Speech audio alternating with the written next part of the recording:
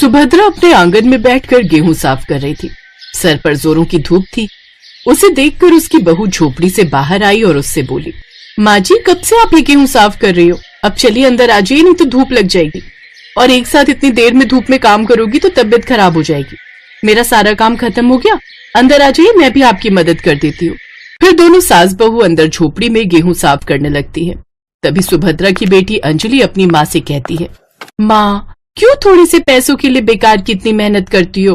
तू जानती है ना बेटा, हमारे घर के हालात कुछ ठीक नहीं है, और तेरा भाई दिन रात मेहनत करके पाई पाई जोड़कर तेरे ब्याह के लिए पैसे जुटाने में लगा है, तो हम भी उसकी थोड़ी मदद कर देंगे तो क्या जाएगा। ब्याह?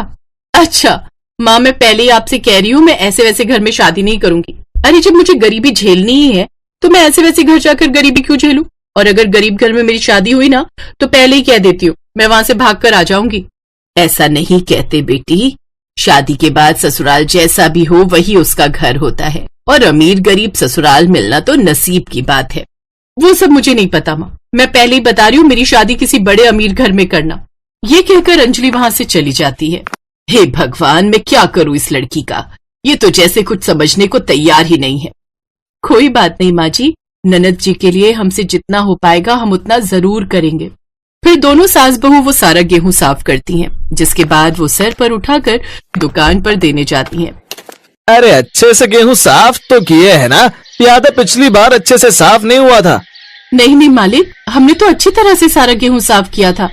तो मैं क्या झूठ बोल रहा हूँ? अब ये लो अपने पैसे और जाओ यहाँ से। दोनों सास बहू पैसे लेकर लौट आती हैं। लौटते वक्त सुभद्रा की नजर एक सूट पर जाती है। देख तो प्रिया, ये सूट कितना प्यारा है ना, अंजलि जब शादी के बाद आएगी तो उसको ऐसा ही सूट दूंगी, उस पर खूब खिलेगा। हाँ माँ जी, है तो सुंदर, ननद जी पर ये रंग खूब खिलेगा। चलिए अंदर चलकर पूछते हैं। वो दोनों अंदर जाती हैं और दुकानदार से उसका रेट पूछती हैं। ये 2000 का सूट है, बस लास्ट पीस बचा है, चाहिए तो बताओ। हैं? अरे सोना बेच रहे हो या कपड़ा जो इतना महंगा बेच रहे हो? हाँ, मुझे तो पहले ही समझ जाना चाहिए था कि तेरी हैसियत नहीं है खरीदने की। चलो अब निकलो यहाँ से। वो दुकानदार उन्हें दुत्कारता हुआ वहां से भगा देता है। अंजलि उस वक्त अपनी दो सहेलियों के साथ कहीं जा रही होती है। अरे अंजलि, ये तो तेरी माँ और भाभी हैं, इन्होंने कोई चोरी तो नहीं कर ली जो वो दुकानदार उन्हें धक्के मारकर भगा रहा है? ये कहते ही उसकी दोस्त हंसने लगती हैं। अंजलि उनके सामने शर्मिंदा हो जाती है, लेकिन उसे अपनी माँ और भाभी पर बहुत गुस्सा आ रहा था। वो गुस्से में घर आती है तो वो उनके ऊपर गुस्सा करने लगती है। माँ भाभी, क्या करे थे तुम दोनों उस दुकान में जो वो दुकानदार तुम्हें धक्के मारकर भगा रहा था? वो माँ जी को आपके लिए एक सूट पसंद आया था दीदी, तो हम बस उसका दाम पता करने गए थे। झूठ मत बोलो भाभी, अच्छे से जानती हूँ दोनों चोरी के इरादे से गई होगी।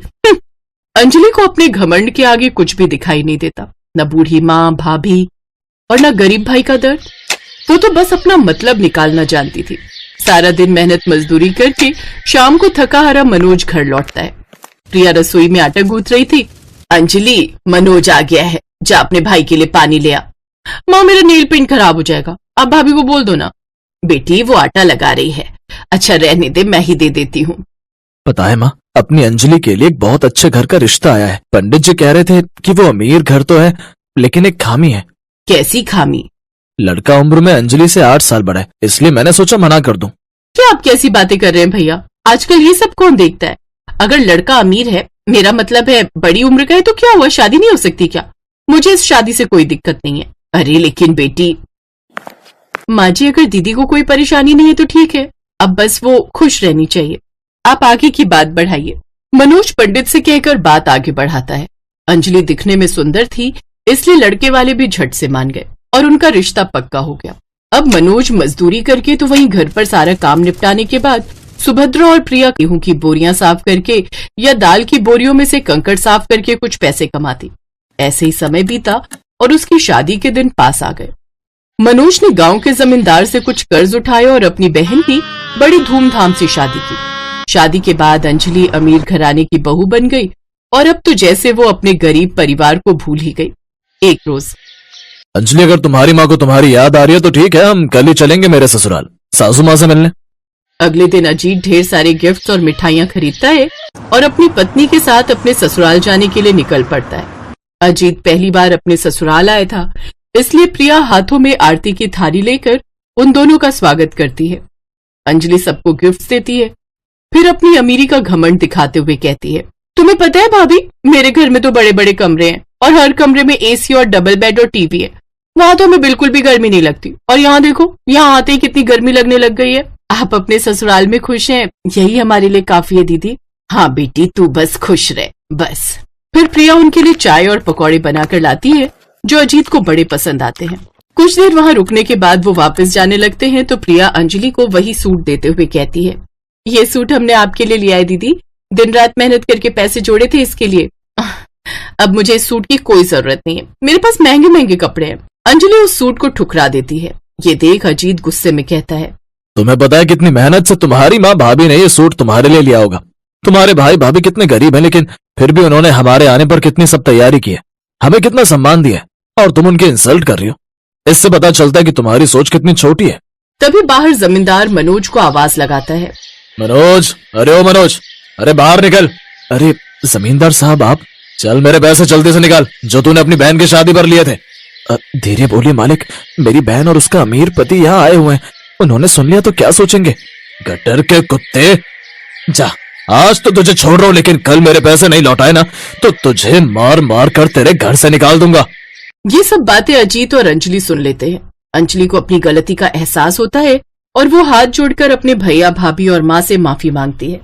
मुझे माफ कर दो भैया, आप सबने मेरे लिए कितना कुछ किया, लेकिन मैंने हमेशा आपकी गरीबी का मजाक उड़ाया। आपने हमारी शादी के लिए इतना कुछ किया, अब हमारा भी फर्ज है आपके लिए कुछ करने का। ये कहकर अजीत उस जमींदार का सारा कर्ज लौटा देता है। फिर कुछ समय बाद अंजलि और अजीत उनके लिए एक पक्का बड़ा घर भी बनवा देते हैं। साथ ही अजीत मनोज को अपनी ही कंपनी में नौकरी भी दे देता है, जिससे अब उनके बुरे दिन भी खत्म हो जाते हैं और वो सब खुशी खुशी रहते हैं।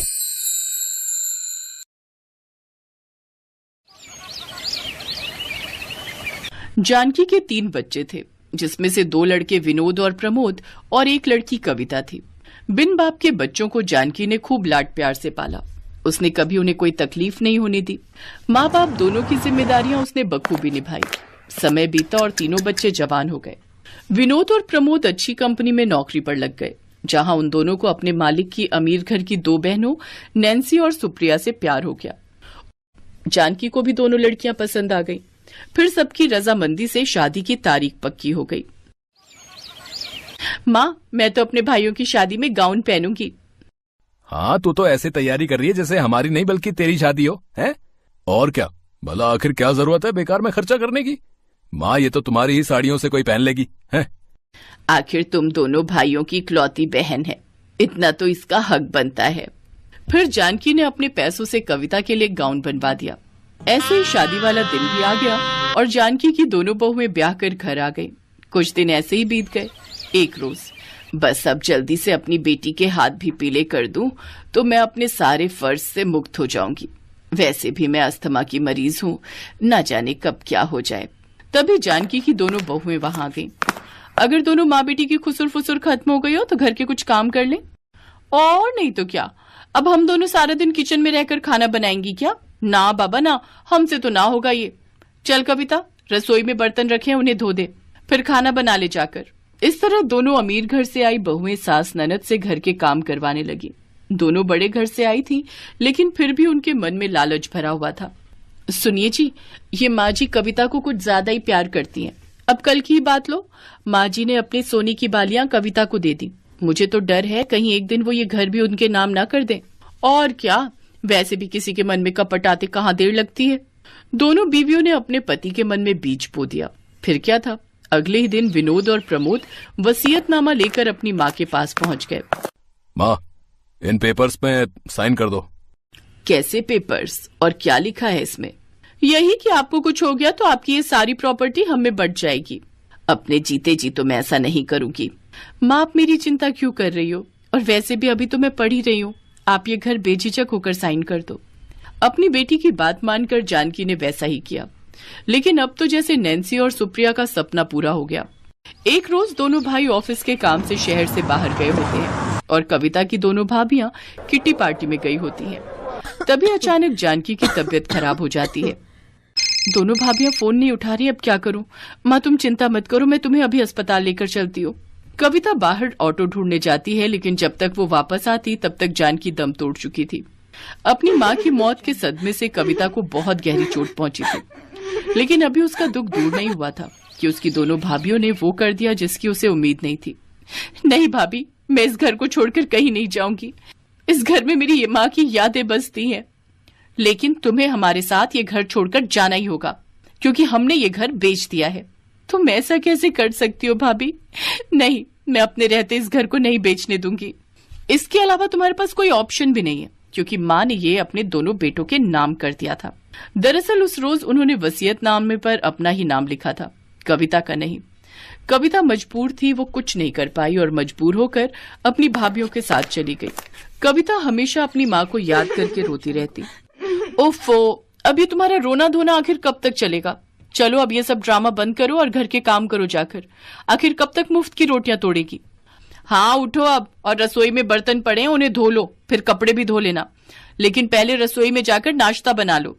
अगर मैंने इनकी बात नहीं मानी तो ये दोनों मुझे घर से निकाल देंगी, फिर मैं कहाँ जाऊंगी। अब कविता सारा दिन घर का काम करती और जब समय मिलता तब आधी रात को पढ़ने बैठती। एक दिन घर में विनोद और प्रमोद की बिजनेस पार्टी थी। उसमें क्लाइंट्स के साथ उनकी वाइफ भी आई थी। सारी तैयारी कविता ने अकेले कर ली। तभी पार्टी में एक औरत ने नैन्सी से पूछा, ये लड़की कौन है नैन्सी?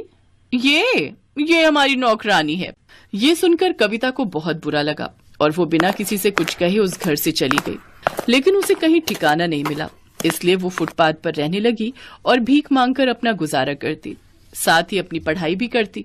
समय बीतता रहा और एक दिन उसकी मेहनत रंग लाई। उसने एसएससी की परीक्षा पास कर ली। फिर भीख मांगने वाली एक गरीब ननद इनकम टैक्स अफसर बन गई।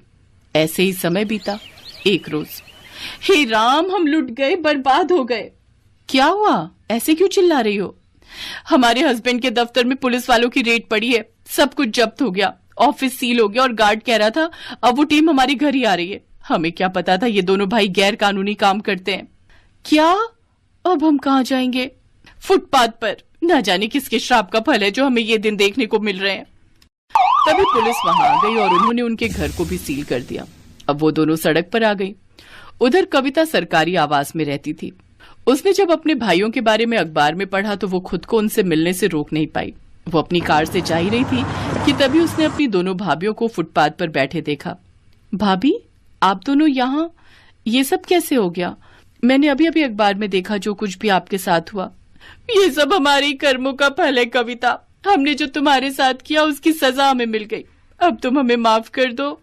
हाँ नैन्सी, अब तुम हमें माफ कर दो। आप दोनों घबराओ मत और मेरी गाड़ी में बैठो और मेरे घर चलो।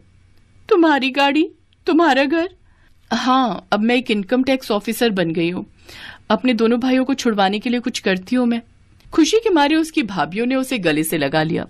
उसने अपने भाइयों की भी जमानत करवा दी। अब दोनों भाइयों ने कसम खा ली कि वो अब ईमानदारी से काम करेंगे। अब दोनों अमीर भाभियां अपनी गरीब ननद के बड़प्पन के आगे झुक गई, क्योंकि आज उनकी गरीब ननद उन दोनों से भी ज्यादा अमीर थी।